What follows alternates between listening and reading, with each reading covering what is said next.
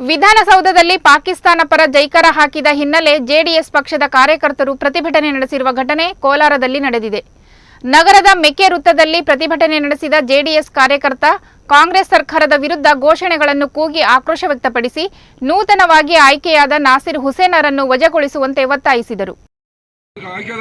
ರಾಜ್ಯಸಭಾ ಸದಸ್ಯರು ಹೇಳ್ತಾರೆ, ನಮ್ಮ ಮಾಧ್ಯಮದವರು ಬಂದ್ರೆ ಅವ್ರ ಮೇಲೆ ರೇಗಾಡ್ತಾರೆ, ದರ್ಪ ತೋರಿಸ್ತಾರೆ, ದೌರ್ಜನ್ಯ ಮಾಡ್ತಾರೆ, ಹೋಗು ಅಲ್ಲಿ ಹೋಗು ಇಲ್ಲಿ ಹೋಗು ಅಂತೇಳಿ ಅದು ಕೈ ಮಾಡಿ ಗುರುತು ಮಾಡಿ ತೋರಿಸ್ತಾರೆ ಅಂತಂದ್ರೆ ಯಾರಿಗೆ ಇವರು ಬೆಂಬಲವಾಗಿ ನಿಲ್ತಾ ಇದ್ದಾರೆ, ಯಾರಿಗೆ ಇವರು ಸೂಕ್ತವಾದ ರಕ್ಷಣೆ ಕೊಡ್ತಾ ಇದ್ದಾರೆ ಅನ್ನೋದನ್ನ ಜನಸಾಮಾನ್ಯ ಅರ್ಥ ಮಾಡ್ಕೊಳ್ಬೇಕಾದ ಬಂಧುಗಳಲ್ಲಿ. ದೇಶದ್ರೋಹಿಗಳನ್ನ, ದೇಶನ ಒಡೆಯುವಂಥವ್ರನ್ನ ಇವತ್ತು ದಿವಸ ರಕ್ಷಣೆ ಮಾಡ್ತೀರಾ ಸರ್ಕಾರ? ನಿಮಗೆ ನಿಮ್ಮ ಅಂತ ಅಚ್ಚರಿ ಕಾಳಜಿ ಅವರ ಮೇಲೆ ಅತಿಯಾದಂಥ ಒಂದು ಪ್ರೀತಿ ವಿಶ್ವಾಸ ಇದ್ದರೆ ಅವ್ರನ್ನ ಓಲೈಕೆ ಮಾಡೋದಾದ್ರೆ ತಾವುಗಳು ನೇರವಾಗಿ ಪಾಕಿಸ್ತಾನ ಬೆಂಬಲ ಮಾಡೋದು ಉತ್ತಮ. ಈ ಸಂದರ್ಭದಲ್ಲಿ ನಾವು ಭಾರತದಲ್ಲಿದ್ದೀವಿ, ಅಖಂಡ ಕರ್ನಾಟಕದಲ್ಲಿದ್ದೀವಿ, ರಾಜಧಾನಿ ಬೆಂಗಳೂರು ಶಕ್ತಿ ದೌಧದಲ್ಲಿದ್ದೀನಿ ಅನ್ನೋ ಒಂದು ಸಾಮಾನ್ಯ ಪ್ರಜ್ಞೆನೂ ನಿಮಗಿಲ್ಲದೆ ನೇರ ಬೇರೆ ದೇಶದ ಘೋಷಣೆ ಕೂಗ್ತಾ ಇದ್ರೆ ಅದನ್ನು ಸಹಿಸ್ಕೊಂಡಿರ್ತೀರಿ ಅಂತಂದ್ರೆ ಇದಂತ ಹೀನಾಯ ಕೃತ್ಯ ಇನ್ನೊಂದಿಲ್ಲ. ನೇರವಾಗಿ ಅವ್ರು ಘೋಷಣೆ ಕೂಗಿರ್ಬೋದು, ಘೋಷಣೆ ಕೂಗಿದ್ರು ಕೂಡ ಅದಕ್ಕೆ ಪ್ರತಿರೋಧ ಒಡ್ಡಿದೆ, ಅದನ್ನು ಸರಿಯಾಗಿ ಸಮರ್ಥನೆ ಮಾಡಿಕೊಂಡಿದ್ದಾರೆ ಅಂದ್ರೆ ಆ ಜಾಗದಲ್ಲಿ ಆ ಸ್ಥಳದಲ್ಲಿರ್ತಕ್ಕಂಥ ಎಲ್ಲ ವ್ಯಕ್ತಿಗಳು ಕೂಡ ಇದನ್ನು ಸಮರ್ಥನೆ ಮಾಡಿಕೊಂಡಿದ್ದಾರೆ.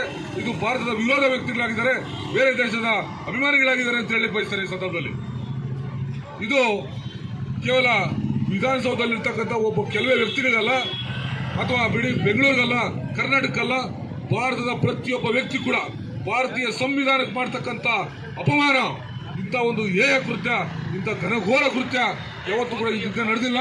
ಆದರೆ ಇವತ್ತು ದಿವಸ ಮಾನ್ಯ ಕಾಂಗ್ರೆಸ್ ಸರ್ಕಾರ ಒಂದು ಸಮುದಾಯನ ಓಲೈಕೆ ಮಾಡುವಂಥ ಸಂದರ್ಭದಲ್ಲಿ, ಅತಿರೇಕದ ಪ್ರೀತಿಯನ್ನು ವ್ಯಕ್ತಪಡಿಸುವ ಸಂದರ್ಭದಲ್ಲಿ ಈ ರೀತಿಯಾದ ಮಾತುಗಳು ವ್ಯಕ್ತ ಇದ್ದಾವೆ. ಆದರೆ ಇವತ್ತು ಸಹ ಆ ವ್ಯಕ್ತಿ ಏನು ಘೋಷಣೆ ಮಾಡಿದ್ರು ಅದು ಸರಿಯಾದ ಅಲ್ಲ, ಕ್ರಮ ಅಲ್ಲ. ತಕ್ಷಣಕ್ಕೆ ಅವನ ಮೇಲೆ ಕ್ರಮ ಜರುಗಿಸಿ, ಅವನ ಮೇಲೆ ಎಲ್ಲಿದ್ರು ಕೂಡ ಪೊಲೀಸ್ ಕ್ರಮ ಜರುಗಿಸಿ ಅಂತ ಆ ಕ್ಷಣದಲ್ಲಿ ಹೇಳಬೇಕಾಗಿದ್ದಂಥ ಸಂದರ್ಭದಲ್ಲಿ ಉನ್ನತ ಅಧಿಕಾರಿಗಳು ಇದ್ರು, ಅಲ್ಲಿ ರಾಜ್ಯಸಭೆ ಆಯ್ಕೆಯಾದಂಥ ವ್ಯಕ್ತಿ ಕೂಡ ಅಲ್ಲೇ ಇದ್ರು. ಆದರೆ ಯಾವುದೂ ಮಾಡದೆ ಸಮರ್ಥನೆ ಮಾಡ್ಕೊಳ್ಳೋದು, ಅದು ನಾವು ಕೂಗೇ ಇಲ್ಲ, ಆ ರೀತಿಯಾದಂಥ ಒಂದು ಉಚ್ಚಾರಣೆ ಮಾಡೇ ಇಲ್ಲ ಅಂತ ಹೇಳ್ತಕ್ಕಂಥ ಒಂದು ನಾಚಿಕೆಗೆಡ್ತನ ಪಂಡ ಸರ್ಕಾರ, ದರ್ಪಚರ್ಮದ ಸರ್ಕಾರ ನಾವ್ಯಾವತ್ತೂ ನೋಡಿದ್ದಿಲ್ಲ ಬಂಧುಗಳೇ. ಇವತ್ತು ದಿವಸ ದೇಶನೇ ಬಲಿ ಕೊಡೋ ಪರಿಸ್ಥಿತಿಗೆ ಹೋಗ್ತಾ ಇದೆ. ನೀವು ರಾಜಕಾರಣ ಮಾಡಿ, ನೀವು ಪಕ್ಷ ಕಟ್ಟಿ, ನಿಮ್ಮ ಒಂದು ಸರ್ಕಾರ ರಚನೆ ಮಾಡಿ, ನಮ್ದು ಅಭ್ಯಂತರ ಇಲ್ಲ. ಆದರೆ ಒಂದು ಸಮುದಾಯ ಹೋಲಿಕೆ ಮಾಡೋ